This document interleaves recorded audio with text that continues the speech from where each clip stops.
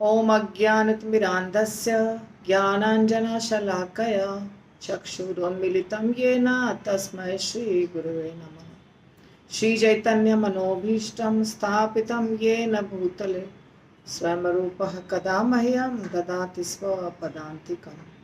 वन्देऽहं श्रीगुरो श्रीयुतापदकमलं श्रीगुरून् वैष्णवांश्च श्रीरूपं साग्रजातं सहगण रघुनाथान्वितं तं सजीवं साद्वैतं सावधूतं परिजनसहितं कृष्णचैतन्यदेवं श्रीराधा कृष्णपादान् सहगण ललिता श्रीविशाखान्विताश्च नमो विष्णुपादाय कृष्णप्रेष्ठाय भूतले श्रीमते भक्तिवेदान्त स्वामिनिति नामिने नमस्ते सारस्वती देवे गौरवाणी प्रचारिणे निर्विशेष शून्यवादी पाश्चात्य देशतारिणे नमो महावदान्याय कृष्ण प्रेम प्रदायते कृष्णाय कृष्ण चैतन्य नामने गौरतुषे नमः। हे कृष्णा करुणा सिंधु दीनबंधु जगतपते गोपेश गोपिका कांत राधा कांत नमोस्तुते तप्त कांचन गौरांगी श्री राधे वृंदावनेश्वरी वृषभानुसुते देवी प्रणमामि हरिप्रिये। वाञ्छाकल्पतरुभ्यश्च कृपा सिन्धुभ्य एव च पतितानां पावनेभ्यो वैष्णवेभ्यो नमो नमः। जय श्री कृष्ण चैतन्य प्रभु नित्यानंद श्री अद्वैत गदाधर शिवासादि गौर भक्तवृंद। हरे कृष्णा कृष्णा कृष्णा हरे हरे हरे राम राम राम हरे हरे। सबका स्वागत है चैतन्य चरितामृत के क्लास में। आज मैं आप लोगों को जैसा कि बताई हूँ पहले ही, चूँकि चैतन्य चरितामृत बहुत टफ चल रहा है, तो टफ ही है स्टार्टिंग का, तो इसलिए मैं आप लोगों को थोड़ा सा कुछ बताती हूँ जिससे हम कुछ शिक्षा ग्रहण करें और वो आनंदवर्धक भी हो। तो चैतन्य भागवत का एक प्रसंग है, कुछ बड़ी सी कथा लेकर नहीं आई हूँ। चैतन्य भागवत का एक प्रसंग है जो हमें बहुत अच्छा शिक्षा दे रहा है, और ये सारा हमने थर्सडे क्लास में ऑलरेडी किया है। चैतन्य भागवत थर्सडे क्लास में हमारा बहुत मतलब 2/3 खत्म हो चुका था, लेकिन कोई बात नहीं, करेंगे हम फिर से।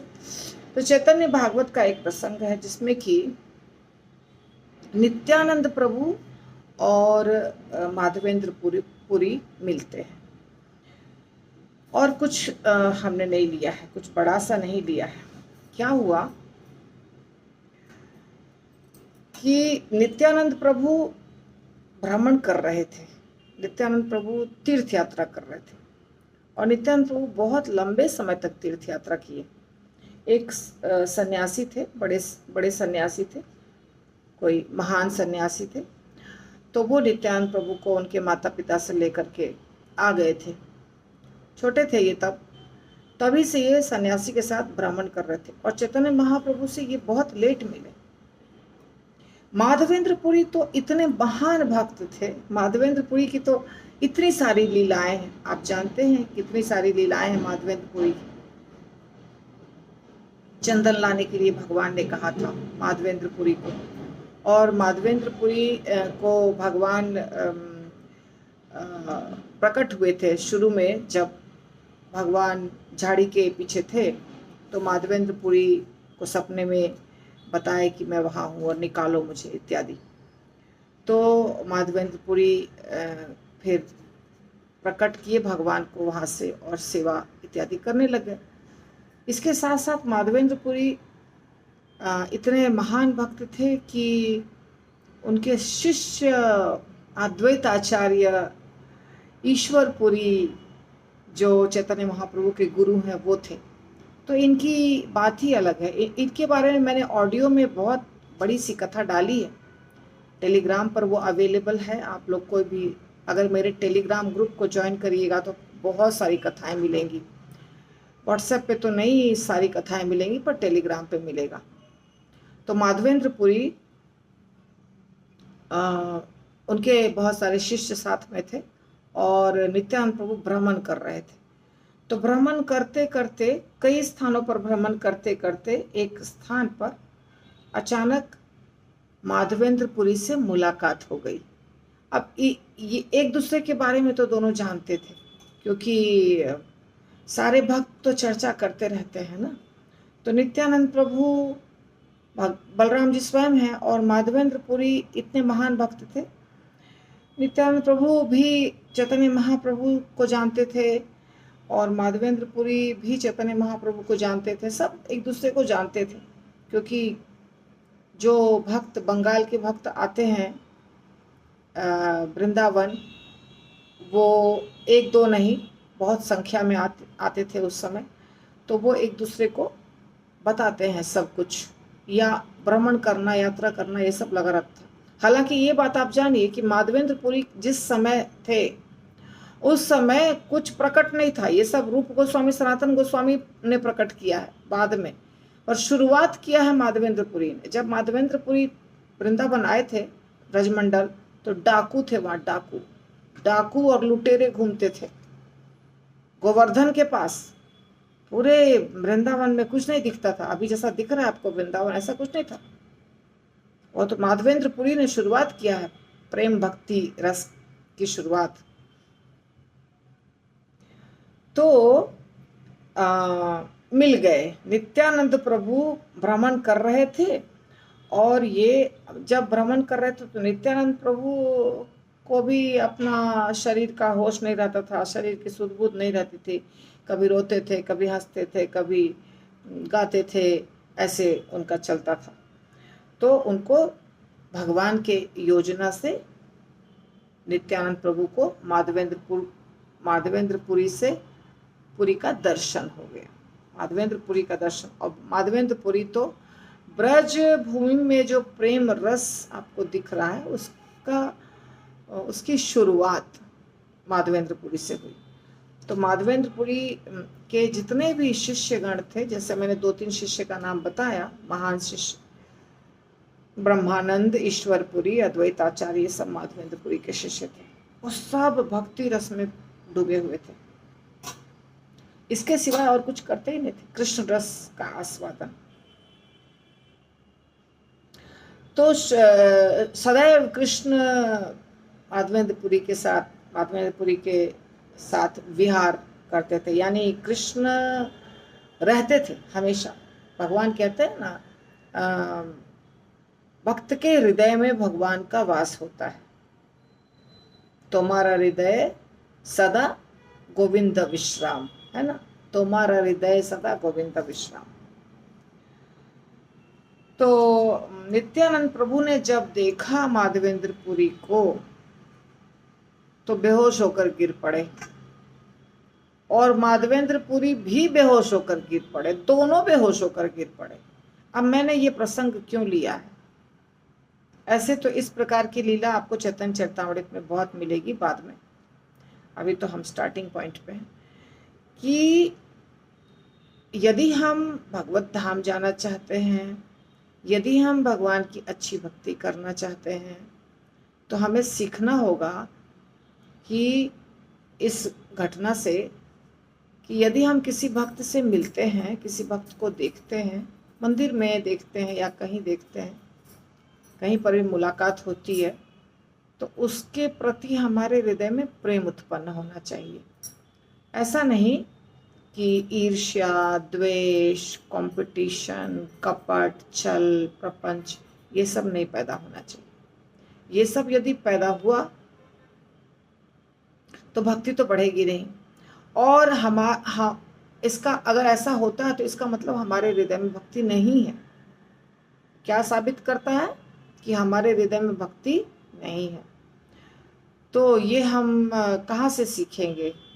कैसे प्रेम करना है भक्तों से?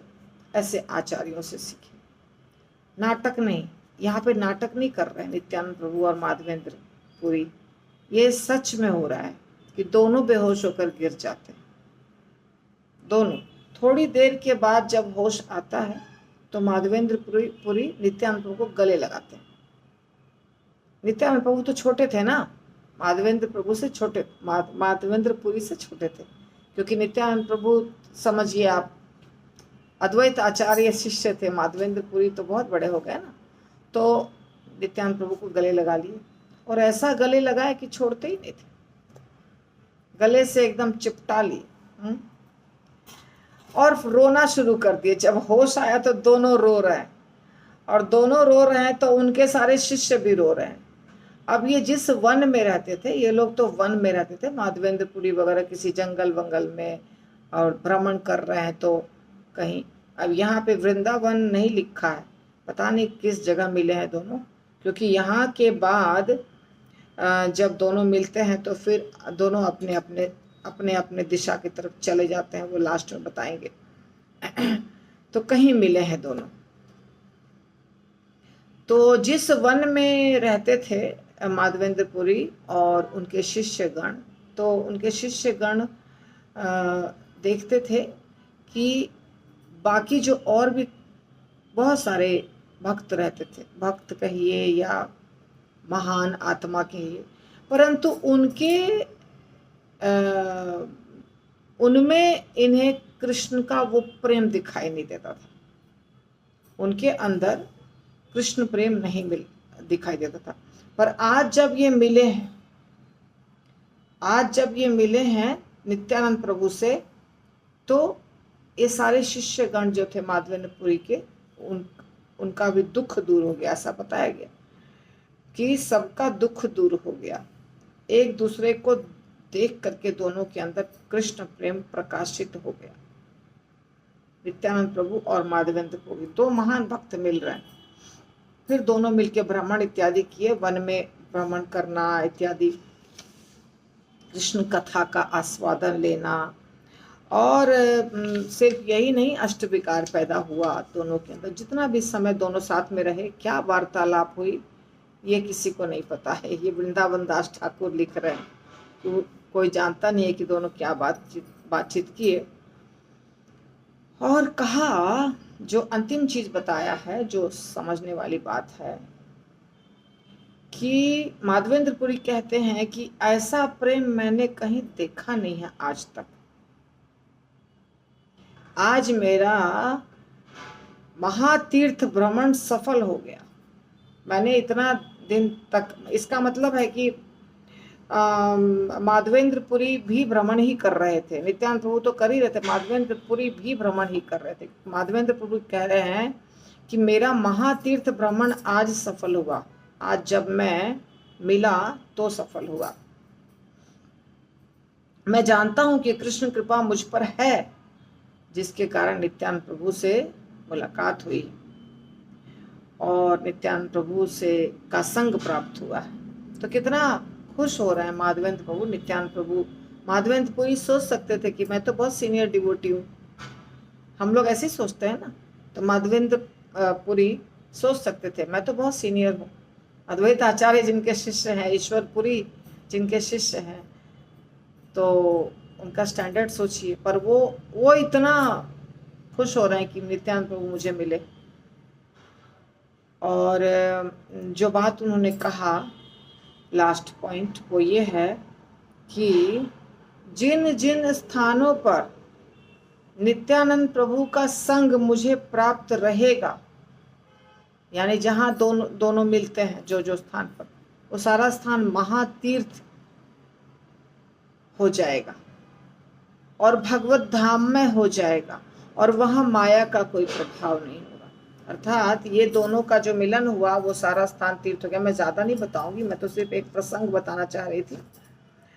तो हमको इस नित्यानंद प्रभु और माधवेंद्र प्रभु पुरी के मिलन से और दोनों का प्रेम जो देखा हमने, दोनों के बीच में जो वार्तालाप तो हमें पता नहीं क्या हुई, लेकिन दोनों का जो प्रसंग है मिलन का, जिसमें रो रहे हैं, हंस रहे हैं, गा रहे हैं, गले लगा रहे हैं एक दूसरे को, इससे हमें शिक्षा प्राप्त होती है कि हमें कोई भक्त छोटा हो या बड़ा हो, हमें सबसे प्रेम करना चाहिए। इससे कृष्ण प्रसन्न होते हैं और हमारी भक्ति भी बढ़ती है। ठीक है, तो अभी हम चैतन्य चरितामृत लेंगे, जहाँ छोड़ा था वहाँ से आगे। चैतन्य चरितामृत आदि लीला अध्याय 2 और श्लोक संख्या 61 तक हुआ था, 62 से हमको करना है। आज भक्तगण नहीं आए हैं, पता नहीं क्यों। मैंने नहीं मैसेज डाला इसलिए, लेकिन जयश्री ने तो मैसेज डाला था, और जयश्री खुद नहीं है। ओके, तो एई मौते नाना रूप कौरे पूर्व पक्ष तो ताहारे निर्जिते भागवत पद्य दक्ष। इस प्रकार उनके तर्क नाना रूपों में प्रकट होते हैं, किंतु भागवत काव्य इन सबों का बड़े ही दक्षता से खंडन करता है। तो ये ब्रह्मा जी कृष्ण को बता रहे हैं, और ये आप सुन रहे हैं कि ब्रह्मा जी कृष्ण को बोल रहे हैं कि आप मेरे पिता हैं, आप मेरे पिता हैं, और आप सबके स्रोत हैं, आदि नारायण हैं, आदि नारायण। आप नारायण के भी स्रोत हैं, यानी नारायण भी आपसे निकले हैं, ऐसा साबित करके बता रहे हैं। तो ये श्लोक अभी जो आ रहा है ये भागवत का श्लोक है। वदंती तत्त्वविदस् तत्त्वम् यद ज्ञानम अद्वयम ब्रह्मेति परमात्मेति भगवानिति शब्देते। ये श्लोक हमने पढ़ा है, इसका वर्णन भी हमने पढ़ा है, ठीक है।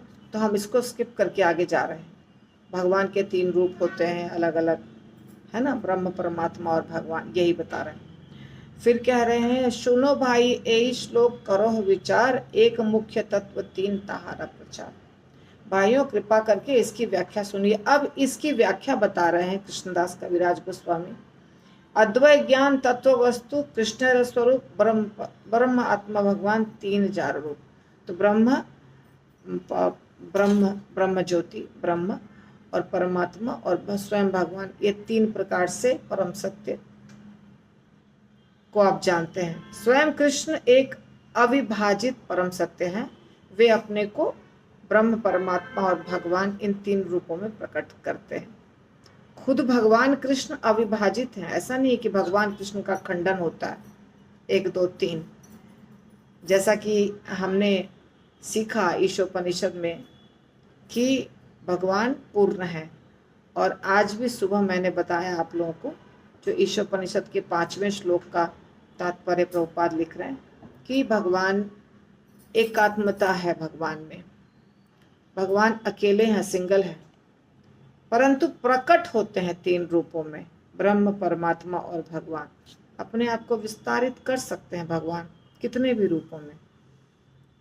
जैसे एक उदाहरण और बताया था मैंने दिया का, दीपार्चिरे वही दशांतरम अभ्युपृत्य दीपायते विवृत हेतु समान धर्मा। एक दिया से अनेकों दिया जलते हैं, वैसे ही। या प्रभुपाद ने बताया कि जैसे बड़ी अग्नि है, उससे प्रकाश और हीट, गर्मी और प्रकाश 2 चीजें निकलती हैं। तो इस प्रकार कृष्ण से सारा जगत निकला है, परंतु कृष्ण अद्वय है, अखंड है, अविभाजित है। कृष्ण में कोई भी अंतर नहीं होता है। विस्तारित चाहे वो अपने आप को हजारों भागों में कर ले, परंतु वो मूल स्वरूप उनका वैसे ही रहता है, ठीक है। तो ए श्लोकेर अर्थे तुम्ही होइला निर्वचन आर एक सुनो भागवते रवचन। तो इस प्रकार से जब भगवान को बताते हैं ब्रह्मा जी, तो ब्रह्मा जी कृष्ण को बताते हैं ब्रह्मा जी, तो कृष्ण चुप हो जाते हैं। फिर बोलते हैं एते चांच कला पुंस कृष्णस्तु भगवान स्वयं इंद्राणी व्याकुलम लोकम मृडयंती युगे युगे।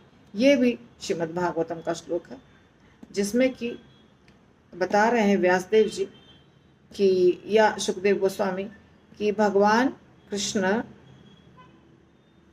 के अनेकों अवतार हैं। 22 अवतार की चर्चा हुई है।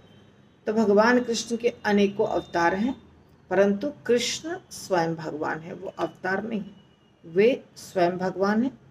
और जो उनके अवतार हैं वो या तो उनके अंश हैं या तो कला है। अंश और कला ये दोनों एक नाम है, अवतार का नामकरण किया गया है। इसको अंश कहते हैं, इसको कला कहते हैं। पिछले क्लास में हमने देखा विलास रूप। तो ऐसे करके अलग अलग प्रकार के नाम आते हैं, विस्तारों के भी नाम होते हैं।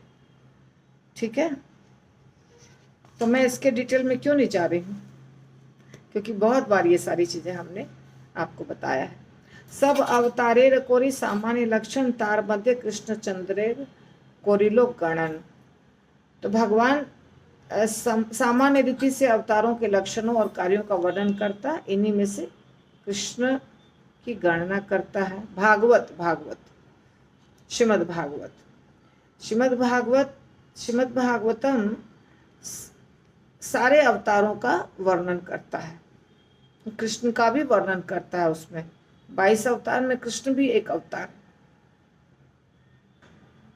कृष्ण परम भगवान है ये भी बता रहे हैं, परंतु अवतार भी। देखिए ये बात आप लोग भी समझ जाइए कि कृष्ण जो है ना, फिर आप सुनिएगा बाद में, यहाँ पर भी अब शॉर्ट में बता रही हूँ कि कृष्ण गोलोक धाम से जो आते हैं, जो अभी अवतार हुआ था कृष्ण का, अभी द्वापर जो गया, ये परम पुरुषोत्तम भगवान गोलोक धाम से आए थे, आदि भगवान। परंतु एक अवतार कृष्ण भी होते हैं जो शिव दक्षाय विष्णु के अवतार होते हैं। जैसे राम अवतार है ना, वैसे भी एक कृष्ण अवतार होते हैं, परंतु एक होते हैं परम भगवान कृष्ण। तो दोनों में से कुछ भी गलत नहीं है। इससे सूत गोस्वामी तबे सूत गोसाई मने पाइया बड़ो भय जार जे लक्षण तहार तहा कोरिलो निश्चय। सूत गोस्वामी डर जाते हैं, अत्यधिक भयभीत हो उठे और उन्होंने प्रत्येक अवतार को उसके विशिष्ट लक्षणों से विभेदित किया। अब सूत गोस्वामी वहां पे कुछ नहीं बोलते हैं, ये यहाँ पे अभी देखिए, अभी अब यहाँ पे आप कृष्णदास कविराज गोस्वामी बताना शुरू कर रहे हैं। लिखा है यहाँ, अवतार सब पुरुषेर कला अंश स्वयं भगवान कृष्ण सर्व अवतंस। यहाँ एते चांस कला पुंसा इतना बताया है सूत गोस्वामी। सूत गोस्वामी का वर्णन है, देखिए सूत गोस्वामी के ने ये श्लोक बोला है, एते चांस कला पुंसा कृष्णस्तु भगवान स्वयं इंद्राणी व्याकुलम लोकम मृडयंती युगे युगे, जो गया श्लोक अभी। तो कला और अंश दो प्रकार होते हैं, अंश और अंशांश। एक हुआ भगवान के अंश और एक अंश के भी अंश, उसको कला कहा जाता है। आपको जो जो मर्जी होगा, मैं जब बोलती हूँ तो नोट्स बना सकते हैं, ऐसा नहीं कि नहीं बना सकते हैं, क्योंकि उससे फ़ायदा होता है। बाद में जब आप रेफ़र करेंगे ना तो आपको समझ में आएगा, जब आप चैतन्य चरितामृत पढ़ेंगे तो पूर्व पक्ष कहे तोमार भालो तो व्याख्यान परब्रह्म नारायण स्वयं भगवान। एक विपक्षी कह सकता है कि यह तो तुम्हारी व्याख्या है, किंतु वास्तव में भगवान तो नारायण है जो दिव्य लोक में है। कुछ लोग नारायण को परम भगवान मानते हैं, कुछ लोग ब्रह्म को परम सत्य मानते हैं, कुछ लोग रामचंद्र जी को परम भगवान मानते हैं, परम सत्य मानते हैं, कुछ कृष्ण को परम सत्य मानते हैं। हर प्रकार के विचारधारा वाले लोग हैं। कुछ देवी को परम मानते हैं, कुछ शिव को परम मानते हैं, हर प्रकार के लोग। तो एक विपक्षी कह सकता है कि यह तो तुम्हारी व्याख्या है, किंतु वास्तव में तो भगवान तो नारायण है जो दिव्य लोक में। तेहो आसी कृष्ण रूपे कौरन अवतार यही अर्थ श्लोके देखी किया विचार। वह नारायण भगवान कृष्ण के रूप में अवतार लेता है। ऐसा होता है ना, ऐसे लोग बोलते हैं कि नारायण ही कृष्ण के रूप में अवतार लेते हैं, कृष्ण अवतार है, नारायण मुख्य है। ऐसा विचारधारा रखने वाले बहुत लोग मिलेंगे आपको। मेरी दृष्टि में यही इस श्लोक का अर्थ है। अब और आगे विचार करने की आवश्यकता नहीं है। पर आगे कहते हैं, तारे कहे क्याने करो कुतर्क अनुमान शास्त्र विरुद्धार्थ कभू ना होय प्रमाण। हम ऐसे भ्रांत व्याख्याकार को उत्तर दे सकते हैं, तुम ऐसा कुतर्क क्यों प्रस्तावित करते हो? वह व्याख्या जो शास्त्र के सिद्धांतों के विरुद्ध होती है कभी भी साक्ष्य के रूप में स्वीकार नहीं की जाती। कोई भी चीज को बोलना है तो शास्त्र का प्रमाण चाहिए। अब देखिए, अब ग्रामेटिकली प्रूव करेंगे। अब इसको थोड़ा समझना मुश्किल होगा, परंतु फिर भी आप समझिए, कोशिश करिए। क्या ग्रामेटिकली कैसे प्रूव कर रहे हैं देखिए। अनुवादम नुक्त्वा तु न विधेयम उदीरयेत् न ह्यलब्धास्पदम किंचित कुत्रचित प्रतिष्ठति। मनुष्य को चाहिए कि उद्देश्य के पूर्व उसके विधेय को ना बतलाएं, क्योंकि समुचित आधार के बिना वह खड़ा नहीं हो सकता। अभी ये दो शब्द आ गया, उद्देश्य और विधेय, जो साधारण व्यक्ति नहीं जानता है। उद्देश्य विधेय ये टेक्निकल टर्म है। जिसको थोड़ा ज्ञान है शास्त्रों का, जिसको थोड़ा ज्ञान है संस्कृत का, या जिसको थोड़ा हिंदी का भी, हिंदी लिटरेचर का ज्ञान है, उसको समझ में आएगा। परंतु मैं आपको सिंपल भाषा में समझाती हूँ, जितना समझ में आया ठीक है। तो मनुष्य को चाहिए कि उद्देश्य के पूर्व उसके विधेय को ना बतलाएं। अब उद्देश्य विधेय क्या? क्योंकि समुचित आधार के बिना वह खड़ा नहीं रहेगा। यह अलंकार नियम, अलंकार भी संस्कृत में होता है, मतलब ग्रामर में अलंकार होता है। ग्रामर पढ़ेंगे तो अलंकार वगैरह पढ़ना होगा। यह अलंकार नियम एकादशी तत्व के 13वें स्कंद में शब्दों के अलंकारिक प्रयोग के संबंध में आया है। अज्ञात वस्तु को कहते हैं विधेय। अज्ञात वस्तु और विधेय मतलब एक दूसरा भी है, उसका अर्थ कर्म। और ज्ञात वस्तु यानी उद्देश्य यानी कर्ता। अज्ञात वस्तु को ज्ञात वस्तु के पहले नहीं रखना चाहिए, क्योंकि यदि उद्देश्य पहले नहीं रखा जाता तो विधेय का कोई अर्थ नहीं निकलता। अब उद्देश्य और विधेय की जगह कर्ता और कर्म समझिए। कर्ता किसे कहते हैं? करने वाला। कर्म किसे कहते हैं? जो कर्म किया। उद्देश्य यानी कर्ता, विधेय यानी कर्म। कर्ता रहेगा तभी कर्म होगा, यदि कर्ता नहीं है तो कर्म कैसे होगा? कर्म को कर्ता के पहले रख देंगे, कौन कर रहा है ये कर्म? कर्ता का ही पता नहीं। जैसे एक एग्जाम्पल मैं आपको सेंटेंस बताती हूँ।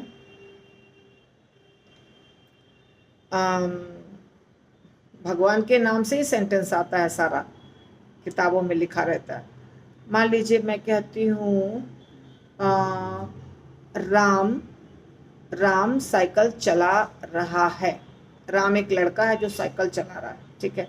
राम क्या है? कर्ता। साइकिल चलाना एक कर्म है। तो पहले क्या मालूम होना चाहिए? कर्ता, यानी एक व्यक्ति है जो साइकिल चला रहा है। तो वो व्यक्ति अगर नहीं है तो क्रिया तो होगी नहीं। अगर राम नहीं है तो साइकिल चलेगा नहीं। साइकिल चला रहा है और बाद में राम, ये गलत है। पहले आना चाहिए उद्देश्य, फिर होना चाहिए विधेय, यानी पहले आना चाहिए कर्ता, फिर आना चाहिए कर्म। अभी आपको सिंपल भाषा में समझा दिया। आगे देखिए, यदि मैं उद्देश्य का उल्लेख नहीं करता तो मैं विधेय का उल्लेख नहीं करता। अतएव पहले मैं उद्देश्य का उल्लेख करूंगा, फिर मैं विधेय का। ये कृष्णदास कविराज गोस्वामी कह रहे हैं। अभी विधेय यहाँ बता रहे हैं, खुद ही वो बता रहे हैं। विधेय कहिए तारे जे वस्तु अज्ञात। जो अज्ञात वस्तु है उसको कहा जाता है विधेय। अनुवाद कही तारे होय ज्ञात। किसी वाक्य का विधेय है जो पाठक को मालूम नहीं है, अज्ञात है। जबकि उद्देश्य, अभी उद्देश्य को यहाँ अनुवाद कह रहे हैं। देखिए अनुवाद कह रहे हैं यहाँ पे। इसी प्रकार प्रॉब्लम होता है चैतन्य चरितामृत समझने में, बहुत ज़्यादा प्रॉब्लम होता है चैतन्य। मैं तो बहुत मेहनत की हूँ इसलिए इतना बता पा रही हूँ आपको, बहुत दिक्कत होती है। अभी यहाँ उद्देश्य विधेय लिखा है इसके पहले, और यहाँ इस श्लोक में उद्देश्य नहीं लिखा, अनुवाद लिख दिया। कैसे समझेंगे? लेकिन बहुत बार पढ़ने के बाद आपको थोड़ा थोड़ा मालूम हो जाता है, इसीलिए चैतन्य चरितामृत का फिर से एडिटिंग किया गया है। तो उद्देश्य वह है जो उसे ज्ञात रहता है, ठीक है। जय छे कोही ए विप्र परम पंडित विप्र अनुवाद इहार विधेय पांडित्य। अब यहाँ कह रहे हैं, देखिए उदाहरण, ये विप्र परम पंडित है, ये विप्र जो है ये परम पंडित है। इस वाक्य में विप्र है उद्देश्य और उसका पांडित्य है विधेय। विप्र है उद्देश्य, पांडित्य है विधेय। जो चीज पता रहता है उसको कहते हैं उद्देश्य, और जो पता नहीं रहता है उसको कहते हैं विधेय। ठीक है, ज्ञात और अज्ञात, ये सिंपल शब्द है। विप्रत्व विख्यात तार पांडित्य अज्ञात, अतः विप्र आगे पांडित्य पश्चात। उसका जो पांडित्य है वो पता नहीं है, पर वो एक व्यक्ति है, विप्र है, ये पता है, इसलिए पहले क्या होना चाहिए, विप्र, और बाद में पांडित्य। अतएव व्यक्ति की पहचान पहले की जाती है और उसके पांडित्य की बाद में। ये सही तरीका है पढ़ने का, पढ़ाने का। इसी प्रकार तैचे यह, ये उदाहरण से फिर आगे कृष्णदास कविराज गोस्वामी समझाते हैं। तैचे यह अवतार सब होइलो ज्ञात, कार अवतार यही वस्तु अविज्ञात। तो कह रहे हैं कृष्णदास कविराज गोस्वामी कि अवतार तो बता दिया, इतने सारे अवतार हैं, 22 प्रकार के अवतार हैं। आप देखिएगा पहला स्कंद में दूसरे अध्याय में अवतारों की चर्चा हुई है। भागवतम के पहले स्कंद में दूसरा अध्याय है जिसमें अवतारों का की बहुत लंबी सूची है। मुझे लगता है कि 22 है, अगर मैं गलत नहीं हूँ तो जैसे उसमें परशुराम जी भी हैं, और ये सब जो नरसिंह दशावतार है वो तो है ही, और दशावतार के सिवाय भी और जैसे व्यासदेव जी का भी नाम है, नारद मुनि का भी नाम है, ये सब मिलाकर के हो जाते हैं 22 अवतार। तो कह रहे हैं कि अपने अवतार की चर्चा तो कर दी कि ये सारे अवतार हैं, परंतु ये अवतार हैं किसके, एक क्वेश्चन कृष्णदास कविराज गोस्वामी क्वेश्चन उठा रहे हैं। अवतार किया तो देखिए, अभी सिंपल भाषा में समझिए। अवतरण का मतलब होता है, अभी सिंपल भाषा में समझिए, एकदम सिंपल। अवतरण का मतलब होता है उतरना। तो कोई व्यक्ति उतर रहा है, अवतरित हो रहा है, मतलब वो उतर के आ रहा है। कहाँ से आ रहा है उतर के? आध्यात्मिक जगत से उतर के आ रहा है, या कहीं से भी उतर के आ रहा है, अवतार हो रहा है उसका। तो वो व्यक्ति जहां से उतर के आ रहा है, जिस जगह से उतर के धरती पर आया है, वहां सोर्स है ना, जहां से उतर के आया, अवतरित हुआ। उस सोर्स तो कुछ है जहां से अवतरित होकर के यहाँ आ रहा है।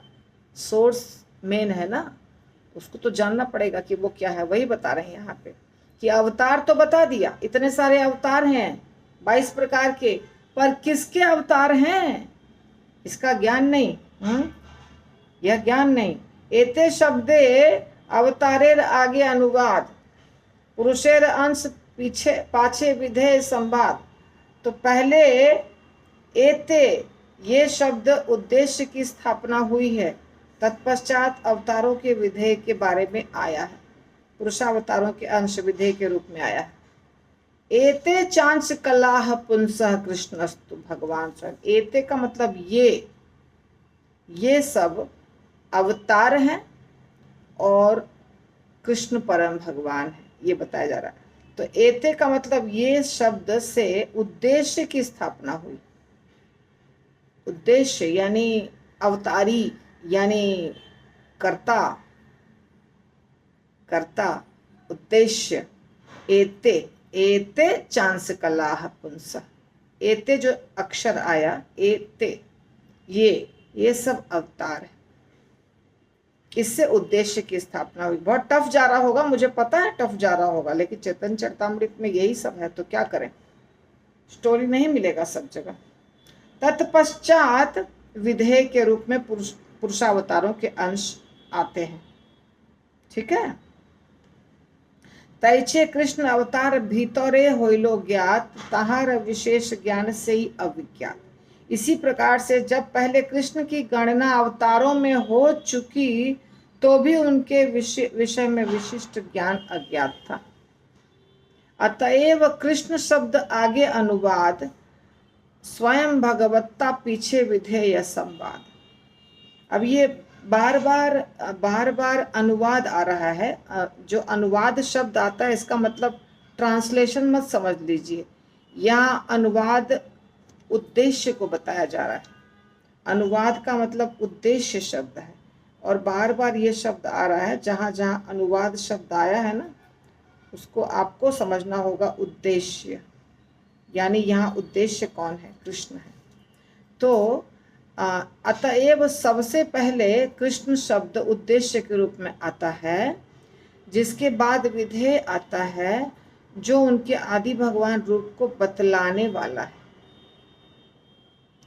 ठीक है, अब जितना भी समझे ठीक। अभी आप खाली दो चीज समझ लीजिए, कृष्ण है उद्देश्य या कर्ता या ओरिजिन, और उनसे निकले हैं बहुत सारे अवतार, जिसको विधेय कहा जा रहा है।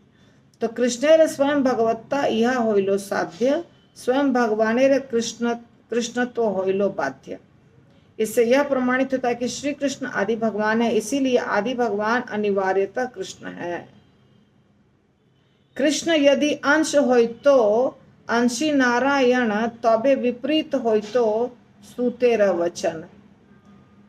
सूत गोस्वामी का वचन सही है, गलत नहीं है, बता रहे।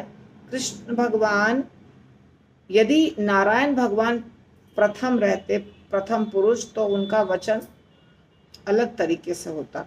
इसीलिए यदि कृष्ण अंश होते तो नारायण अंशी होते, तो सूत गोस्वामी का कथन पलट जाता। ऐसे करके साबित किया है इन्होंने।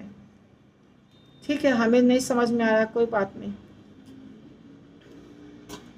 तो हाँ, कृष्ण शब्द आगे आया और पीछे आया, ये सब। तो ये संस्कृत है और ये है ग्रामर, तो इसीलिए ये समझ में आना आसान नहीं है। ठीक है, हमने सुन लिया बस। नेक्स्ट, यदि कृष्ण अंश होते तो नारायण आदि हो गया। नारायण अंशी जय स्वयं भगवान, तेहो श्री कृष्ण ऐच्छे कोरितो व्याख्यान। तब वे कहते हैं समस्त अवतारों के उद्गम नारायण मूल भगवान हैं और वे श्री कृष्ण के रूप में प्रकट हुए। समस्त अवतारों के उद्गम नारायण मूल भगवान हैं और वे श्री कृष्ण के रूप में प्रकट हुए। ओके, भ्रम प्रमाद विप्रलिप्सा कारणा पाटव आर्ष विज्ञ वाक्य नाही दोष ये सब। विज्ञ ऋषियों के वचनों में त्रुटियां, मोह, ठगी और भ्रांत अनुभूति नहीं होती। ये चार दोष हैं जो हमारे में होते हैं। ये व्यासदेव जी जैसे व्यक्ति में नहीं होते, क्योंकि व्यासदेव जी भगवान के अवतार हैं। तो ये श्लोका इम्पॉर्टेंट है। भ्रम प्रमाद विप्रलिप्सा कारणा पाटव, इसके बारे में बहुत बड़ा वर्णन है श्रील प्रभुपाद का। भ्रम यानी त्रुटि, प्रमाद यानी मोह, विप्रलिप्सा यानी ठगना, कारणा पाटव यानी अपूर्ण इंद्रियां। ये चार दोष होते हैं जो हमारे में होते हैं, लेकिन ऋषि मुनियों में नहीं होते। ठीक है, कौन से ऋषि मुनियों में? जैसे व्यासदेव जी। तो ये चार चीजें नहीं होती। श्रीमद् भागवत में अवतारों, पुरुष अवतारों की सूची दी गई है, जिसमें कृष्ण का भी नाम है, सही है। लेकिन भागवत में आगे बताया गया है कृष्ण का विशिष्ट पद भगवान के रूप में। चूंकि कृष्ण आदि भगवान है, अतएव तर्कों से पुष्टि होती है कि उनका पद सर्वोच्च है। कृष्णस्तु भगवान स्वयं, एते चांस कलाः पुंसः, कृष्णस्तु भगवान स्वयं। तो श्रीमद् भागवतम में बताया गया है कि कृष्ण परम भगवान है, और श्रीमद् भागवतम में पहले लिस्ट में भी भगवान कृष्ण का नाम है, और फिर बाद में बताया जा रहा है, आगे बताया गया है कि कृष्ण का विशिष्ट पद भगवान के रूप में है। ठीक है, चूंकि कृष्ण आदि भगवान है, अतएव तर्कों से पुष्टि होती है कि उनका पद सर्वोच्च है। यदि कृष्ण नारायण के अंश होते तो मूल श्लोक भिन्न ढंग से रचा गया होता, तब इसका क्रम उलट दिया गया होता। किंतु मुक्त ऋषियों के वचनों में त्रुटि, ये सब जो बता दिया है श्लोक में वही प्रभुपाद बता रहे। अतएव इस कथन में कोई त्रुटि नहीं है। श्रीमद् भागवत के सारे संस्कृत कथन दिव्य ध्वनियां हैं। श्रील व्यासदेव ने पूर्ण साक्षात्कार के बाद इन कथनों को व्यक्त किया है। अतएव ये पूर्ण है, क्योंकि व्यासदेव जैसे मुक्त ऋषिगण अलंकार व्यवस्था में कोई त्रुटि नहीं कर सकते। तब जब तक इस तथ्य को न मान लिया जाए तब तक शास्त्रों से किसी प्रकार की सहायता प्राप्त करने की चेष्टा व्यर्थ है। सही है। भगवान मतलब व्यासदेव जी जो लिखे हैं उनके वचन को सत्य मानना होगा। जब उनके वचन को सत्य मान के हम पढ़ेंगे कोई भी ग्रंथ को, तो फिर वो ग्रंथ समझ में आएगा। यदि उनके वचन को हमने पहले ही मान लिया कि इसमें दोष हो सकता है, तो कभी हृदय में कृष्ण प्रेम, विश्वास, श्रद्धा होने की कोई गुंजाइश नहीं है। तो भ्रम का अर्थ है मिथ्या ज्ञान या त्रुटि। रज्जू को सर्प या किसी शुकता को सोना मान लिया, ध्यान न देना या सच्चाई को गलत समझना ही प्रमाद है। ये चारों चीज़ों को प्रभुपाद ने वर्णन किया है। विप्रलिप्सा ठगना, कारणापाठ भौतिक इंद्रियों की अपूर्णता का सूचक है। तो ये सारी जो चीज़ें होती हैं ये मनुष्य में होता है। ये भ्रम, प्रमाद, विप्रलिप्सा, कारणापाठ, चार दोष। विप्रलिप्सा यानी मैंने पहले ही बता दिया, ये चारों चीज यहाँ जो लिखा है पहले ही बता दिया। भ्रम यानी गलती करना, प्रमाद यानी मोहित हो जाना परिस्थिति को देख के, विप्रलिप्सा यानी दूसरे को ठगना, और कारणापाठव यानी अपूर्ण इंद्रियां। ये 5 दोष हैं। इसी को प्रभुपाद यहाँ बता रहे। देखिए, विप्रलिप्सा यानी ठगना, और प्रमाद यानी सच्चाई को गलत समझना, भ्रम यानी मिथ्या ज्ञान, त्रुटि, जैसे रज्जू को सर्प, रस्सी को सांप समझना, ये भ्रम है, ये भ्रम है। तो जो वस्तु अति दूर है, अत्यंत लघु होती है, उससे आंखें नहीं देख पाते। यहाँ तक कि अपनी आँख की पड़ोसन पलक भी मनुष्य नहीं देख पाता। यदि पीलिया रोक जाए तो उससे हर वस्तु पीली दिखाई देती है। कान को दूर की आवाज़ सुनाई नहीं देती है। तो चूंकि भगवान उनके अंश और स्वरूप सिद्ध भक्त दिव्य स्थिति पर आते हुए वे इनसे दिग्भ्रमित नहीं होते। तो ये जो 4 दोष है ये व्यासदेव जी में नहीं था, पहले मानना होगा, क्योंकि व्यासदेव जी भगवान के साहित्यिक अवतार थे। तो व्यासदेव जी में ये दोष नहीं था। तो इस प्रकार हमने आज तो बहुत सारा तत्व ज्ञान प्राप्त कर लिया है, इतना ज़्यादा कि अभी जितना किया वही घुसा नहीं होगा दिमाग में, आगे की क्या बात करें। तो मुझे लगता है अभी जितना हमने किया ये काफ़ी है। यदि किसी का कोई प्रश्न होगा तो पूछ सकते हैं, नहीं तो यहीं पे हमको रोकना पड़ेगा। ठीक है। श्रील प्रभुपाद की जय।